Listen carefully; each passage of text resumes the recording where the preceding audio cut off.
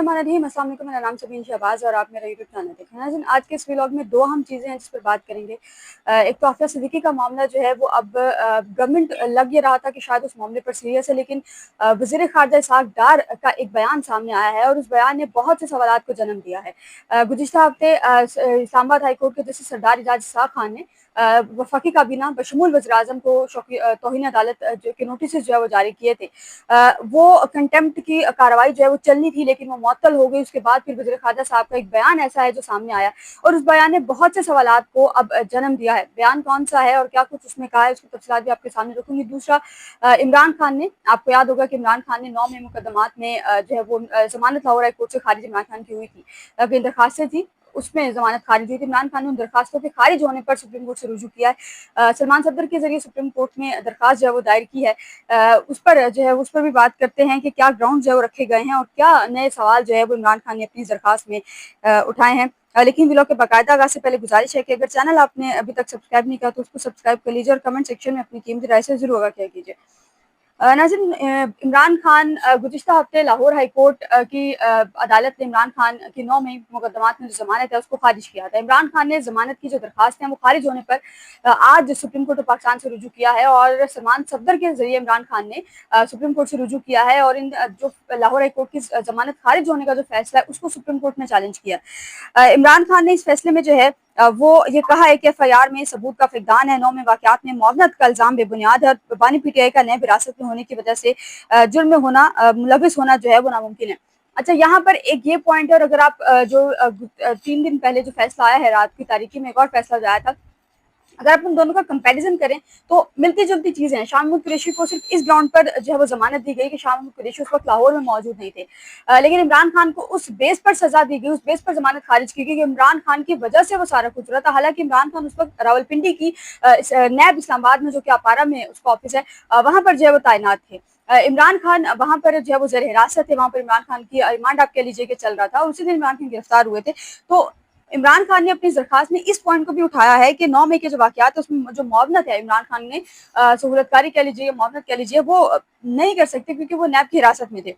अब फिर जो है वो दरखास्त में कह रहे हैं कि जो प्रोसिक्यूशन के मुतज़ाद बयानात हैं उसको वो जो है उस केस को मशकूक बना रहे हैं, क्योंकि प्रोसिक्यूशन इस केसेस में बहुत से ऐसे बयानात प्रोसिक्यूशन की जानिब से दिए गए हैं। पहले बयान में कहा गया कि इमरान खान ने लोगों को वर्गलाया है, मीटिंग्स की गई हैं, वही प्रोसिक्यूशन के बयान है जो कि सुप्रीम कोर्ट में भी 9 में केसेस में दिया जा रहा है। और उसके अलावा जो अपारा में सॉरी लाहौर में जो केसेस चल रहे थे, कोर्ट लखपत जेल में ट्रायल चल रहा था 9 मई मुलजमान का, उसमें भी यही ग्राउंड जो उठाए गए कि जी जो 9 मई मुलजमान है उससे कबल मीटिंग हुई। इमरान खान ने वीडियो पैगाम जो रिकॉर्ड किया और वीडियो पैगाम इमरान खान हर पेशी से पहले इस्लामाबाद आते थे या अगर कहीं भी जाते थे पेशी के लिए तो इमरान खान वीडियो पैगाम रिकॉर्ड करवा कर जाते थे। इमरान खान के बड़े करीबी जरा ये बता रहे हैं।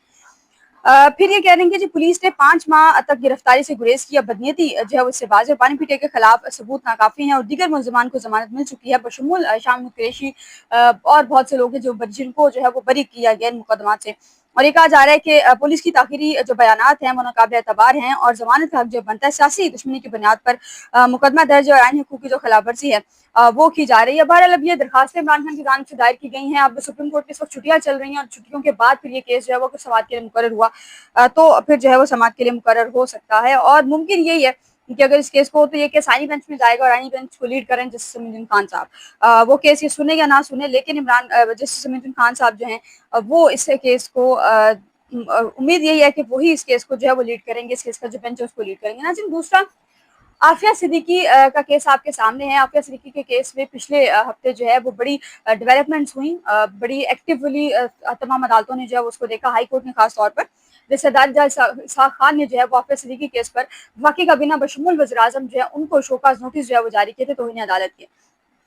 इसहाक़ डार साहब इस वक्त वज़ीर ख़ारजा हैं, नवाज शरीफ के बड़े क्लोज है। कहा जाता है कि नवाज शरीफ के समधी हैं, यानी कि जो नवाज शरीफ के बेटे हैं हुसैन नवाज, उनकी जो अहलिया हैं उनके शायद ये वालिद हैं, या मरियम नवाज की जो बहन है उनके शायद ये इन लॉज में से हैं। लेकिन नवाज शरीफ के बड़े क्लोज हैं, रिलेटिव्स भी हैं और जो काबीना है उसमें भी बड़े क्लोज रहे हैं। गुज़िश्ता जो केयर टेकर गवर्नमेंट थी उसमें इसहाक़ डार साहब जो हैं वो वज़ीर ख़जाना थे और ये जो मौजूदा जो गवर्नमेंट है उसमें इसहाक़ डार साहब जो हैं वो वज़ीर ख़ारजा हैं। वज़ीर ख़ारजा बतौर वज़ीर ख़ारजा वो तमाम पाकिस्तानियों को रिप्रेजेंट करते हैं किसी भी इंटरनेशनल फोरम पर जाकर। इसहाक़ डार साहब अमेरिका में मौजूद थे وہاں پر انہوں نے عافیہ صدیقی کے حوالے سے ایک بیان دیا ہے. اب ان کے اس بیان نے بہت سے سوالات کو جنم دیا ہے.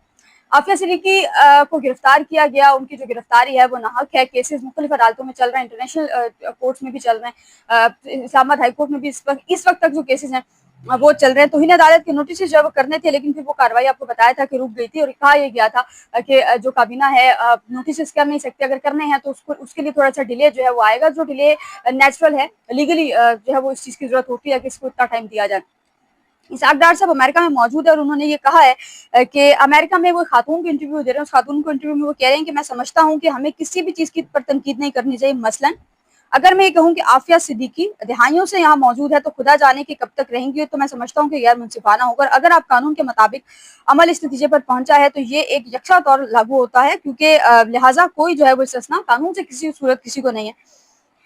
اب اسحاق ڈار صاحب کی یہ سٹیٹمنٹ جو ہے یہ عافیہ صدیقی کیس کو ایک نیا موڑ دینے جا رہی ہے، کیونکہ اب شوکاز نوٹسز جو ہے وہ توہین عدالت کے وفاقی کابینہ کو ہونے تھے، لیکن یہاں پر وہ جو بات کر رہے ہیں کہ قانون سے کسی کو استثنا حاصل نہیں ہے، تو وہی ہمارے یہاں پر ہونا چاہیے. لیکن انفارچونیٹلی ہمارے یہاں پر ایسا کچھ ہے نہیں، کیونکہ جس کا دل کرتا ہے مقدمے جو ہے وہ جو بنائے جاتے ہیں جب گورنمنٹ نہ ہو تو یہی اسحاق ڈار صاحب ہے جن پر ان کی گورنمنٹ نہیں تھی تو ان پر کتنے کیسز بنائے گئے، اور اب وہی اسحاق ڈار ہے جن کو تمام کیسز سے بری کر دیا گیا، چاہے وہ نیب کورٹ ہو، چاہے وہ سپریم کورٹ ہو، چاہے وہ کوئی بھی کورٹ ہو، تمام کیسز سے جو ہے وہ بری کر دیا جاتا ہے. لیکن میں کہوں گی کہ سب سے کم جو سہولت کاری ہے وہ سپریم کورٹ پاکستان کی رہی ہے. باقی نیب کورٹ جو ہے وہ زیادہ تر کیسز میں، کیونکہ منی لانڈرنگ کے کیسز جو ہے وہ ان پر کیے جاتے ہیں، منی لانڈرنگ کے کیسز سے کی وجہ سے جو ہے وہ ان لوگوں کو بری کر دیا جاتا ہے. اب اسحاق ڈار صاحب کی اسٹیٹمنٹ سے عافیہ صدیقی کیس جو کہ اب نظر یہ آ رہا تھا کہ عافیہ صدیقی کا جو کیس ہے وہ کنکلوژن کی طرف جا رہا ہے، اور امید یہ ظاہر کی جا رہی تھی کہ 1 سے 1.5 مہینے یا زیادہ سے زیادہ 3 سے 4 مہینے میں یہ کیس جو ہے وہ ختم ہوگا، عافیہ صدیقی پاکستان واپس آئیں گے. لیکن اسحاق ڈار صاحب جو وہاں پر جا کر یہ کہہ رہے ہیں کہ آپ لوگوں نے جو بھی کیا وہ آپ لوگوں نے اپنے حساب سے کیا ہے. وزیر اعظم شہباز شریف جو ہے وہ عافیہ صدیقی کی بہن سے جو ہے وہ ملے ہیں اسلام آباد ہائی کورٹ کے حکم کے بعد.